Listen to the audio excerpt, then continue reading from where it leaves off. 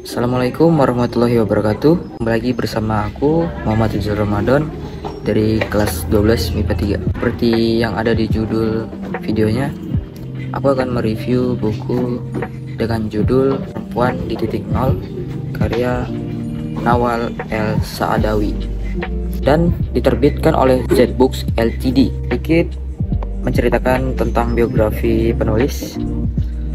Ya, jadi penulisnya itu adalah Nawal El Saadawi.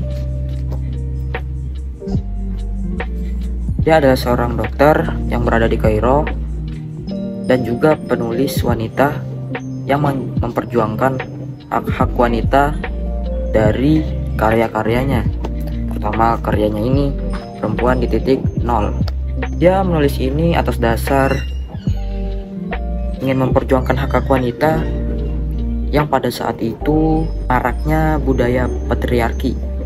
Buku ini merupakan kisah nyata, fakta yang terjadi pada tahun 1975. Jadi di sini tuh ada dua POV ya. Yang pertama dari POV Nawal El Saadawinya sama POV dari Firdaus atau tokoh utamanya yang ada di dalam buku ini. Awalnya si Nawal El Saadawi ini ingin bertemu dengan Firdaus. Firdaus ini adalah tokoh utamanya, di mana dia sedang dijatuhi hukuman mati. Nah, si Nawal El Saadawi ini ingin bertemu Firdaus, tapi si Firdaus ini terus menolak, tidak ingin bertemu. Nah, hingga pada akhirnya Nawal ini tidak pantang nyerah. Dia terus ingin bertemu dengan Firdaus. Kenapa? Dia pengen tahu kenapa si Firdaus ini dijatuhi hukuman mati. Apalagi dia seorang perempuan ya. Setelah beberapa lama dia coba, akhirnya H-1 sebelum jatuh hukuman mati si Firdaus, Nawal El Saadawi ini diizinkan bertemu sama Firdausnya langsung. Firdausnya langsung kayak, oh mana sini. Dia pengen ceritain awal kejadian dari apa bisa dirinya itu dijatuhi hukuman mati. Jadi cerita awalnya itu si Firdaus ini adalah seorang anak petani, buruh petani yang bisa dibilang miskin dari Kairo. Sejak kecil dia itu sangat pintar ya, cerdas dan rajin sekolah.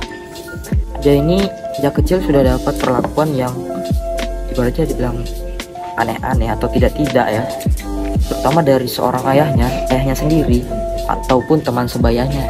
Sejak kecil tuh dia telah mendapatkan perlakuan yang tidak-tidak atau pelecehan dari ayahnya, bahkan dari teman sebayanya pun mendapatkan perlakuan ini. Akhirnya telah dewasa, kedua orang tuanya pun meninggal. Ia dititipkan bersama pamannya. Pamannya ini mendapatkan juga perlakuan sama yang seperti ayahnya lakukan, dimana budaya patriarki itu masih marak, masih lumrah di Kairo saat itu 1975. Mendapatkan perlakuan yang kasar, mendapatkan pelecehan. Begitu juga dengan pamannya. Pamannya juga memberikan perlakuan yang kayak ayahnya lakukan dulu. Hingga akhirnya si Firdaus ini dinikahin oleh ayahnya dengan seorang yang bernama Syekh Mahmud. Syekh Mahmud ini adalah lelaki tua, kaya raya, tetapi memiliki bisul di tubuhnya, sangat jorok ya. Saat sudah menikah dengan suaminya ini, Syekh Mahmud, sudah dinikahi oleh pamannya, dia mendapatkan perlakuan yang sama seperti ayah dan pamannya lakukan dulu. Di sana itu masih istilahnya budaya patriarki itu masih lumrah banget, masih marak banget. Perempuan itu dilakukan semena-mena secara kasar, bukan seperti layaknya seorang istri yang harusnya dimanjain gitu ya, tapi malah dikasarin, dibuat semena-mena sama suaminya sendiri. Marah ya. Setelah itu dia kabur dari rumahnya dan membawa ijazah SD dan SMP dan SMA. Dia kabur tuh gak dapat pekerjaan apa-apa, tapi dia ketemu seorang lelaki yang dianggap pertama itu baik ya, namanya Bayomi kalau misalnya. Bayomi. Lelaki baik yang dianggap baik, tetapi tanpa disadari Firdaus, si Bayomi ini telah menyetubuhi dia tanpa sepengetahuan Firdaus. Bayangkan gimana perasaan seorang perempuan cuy, di disetubui begitu tanpa sepengetahuan dirinya.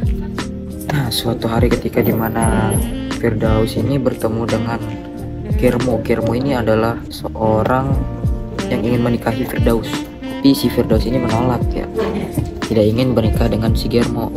Germo ini terus memaksa, mengejar terus sama mengejar Firdaus. Firdaus ini nggak mau tetap. Germo pun geram ya. Akhirnya dia ngeluarin pisau dari kantongnya, lalu dia ingin membunuh si Firdaus. Tapi si Firdaus ini berusaha membela diri, dimana dia nangkis atau belum sempat lah istilahnya kena perut Firdaus. Dia ngambil pisaunya, Firdaus ngambil pisau Germo, terus ditusukkan ke Germo. Nah, disitulah awal ceritanya mungkin si Firdaus ini dijatuhi hukuman mati. Nah, ini masalah yang ini tuh belum ada yang ketahui sama sekali. Dia ini dilaporkan oleh Pangeran Arab bahwa telah membunuh Germo. Nah, tapi masalahnya ini ada semua di tangannya Firdaus. Jadi Firdaus ini gak ngasih tahu ke siapa-siapa kalau dirinya tuh kayak alur ceritanya tuh yang bunuh itu adalah Firdaus. Walaupun walaupun si Germo ini berusaha untuk membunuh Firdaus. Sebenarnya Firdaus ini gak salah sih, dia ingin membela dirinya karena diperlakukan seperti yang ada di budaya patriarki itu saat itu lagi marak-maraknya ya. Lalu oleh polisi dia dijatuhi hukuman mati dan belum diketahui alur ceritanya gimana terjadi proses pembunuhan itu. Walaupun ya Firdaus membela diri, tetapi dia tetap mendapat hukuman mati. Jadi langsung masuk aja ke kelebihan dan kekurangan buku ini. Yang pertama itu kelebihannya yaitu novelnya tidak banyak halaman ya, ada 176. Ya dibilang bisa sedikit ya untuk novel. Sama bukunya ini minimalis banget ya, kecil, bisa dikantongin. Bukunya juga ngajarin bahwa budaya patriarki itu tidak baik ya, gimana bisa ngajarin perempuan lebih berhati-hati di luar dan mengajarkan laki-laki untuk menghargai seorang wanita walaupun wanita itu berprofesi sebagai pelacur. Untuk kekurangannya yaitu bahasanya sulit dimengerti ya, banyak bahasa yang sangat rumit dimengerti, harus dibaca 2 kali atau 3 kali ini baru bisa dipahami. Tulisannya kecil-kecil juga jadi agak bingung, agak sulit dibaca, tapi tidak menutup kemungkinan untuk dibaca.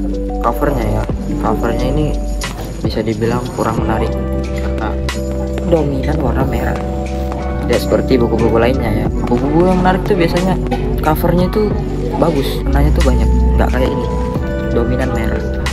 Terus yang bikin bingung ada di alurnya ya, maju mundur, bikin bingung. Bacanya harus fokus, nggak bisa sekali baca langsung paham. Bisa dibilang ya gitulah, susah dimengerti. Kemudian ceritanya lumayan vulgar, bagi seorang laki-laki yang gak suka cerita-cerita vulgar tidak direkomendasikan membaca ini. Mungkin itu aja yang bisa aku sampaikan dari review buku Perempuan di Titik Nol karya Nawal El Saadawi. Nah, kurang dan lebihnya mohon dimaafkan ya. Pamit undur diri. Assalamualaikum warahmatullahi wabarakatuh.